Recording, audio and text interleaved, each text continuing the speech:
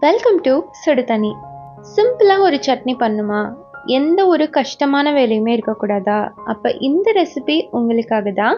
இன்றைக்கி நம்ம பார்க்க போகிறது சின்ன வெங்காய சட்னி எப்படி பண்ணுறதுன்னு பார்க்கலாம். இது ஊத்தாப்பம், கோதுமை தோசை, ரவா தோசைக்கெலாம் செம்ம சூப்பராக இருக்கும். இதோட இன்க்ரீடியன்ஸை நான் டிஸ்கிரிப்ஷன் பாக்ஸில் கொடுக்குறேன். இப்போ வாங்க சேர்ந்து சமைக்கலாம். ஃபர்ஸ்ட் இதுக்கு ஒரு மிக்சியில் 4 வரமிளகாய் சேர்த்துக்கலாம். அதோட ஒரு பெரிய துண்டு புளி சேர்த்துக்கோங்க. கூடவே 1/2 டீஸ்பூன் கல்லுப்பு சேர்த்து இதை ஃபஸ்ட்டு நல்லா அரைச்சி எடுத்துக்கலாம். கொஞ்சமாக தண்ணி சேர்த்து வேணால் நீங்கள் அரைச்சிக்கோங்க. இந்த மாதிரி அரைச்சதுக்கப்புறமா இதில் ஒரு 10லேருந்து 15 சின்ன வெங்காயம் சேர்த்துக்கலாம். இப்போது இதையும் நல்லா அரைச்சி எடுத்துக்கலாம். இந்த மாதிரி இந்த சட்னியை ரெடி பண்ணி வச்சுட்டு நம்ம தாளிப்பு ரெடி பண்ணிக்கலாம். ஒரு கடாயில் 1லேருந்து 2 டேபிள் ஸ்பூன் நல்லெண்ணெய் சேர்த்துக்கோங்க.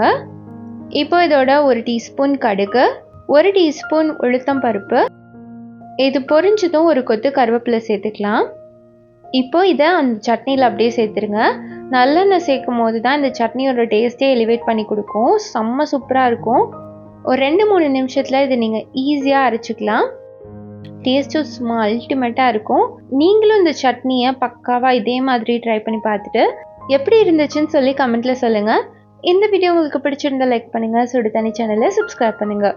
தேங்க்யூ.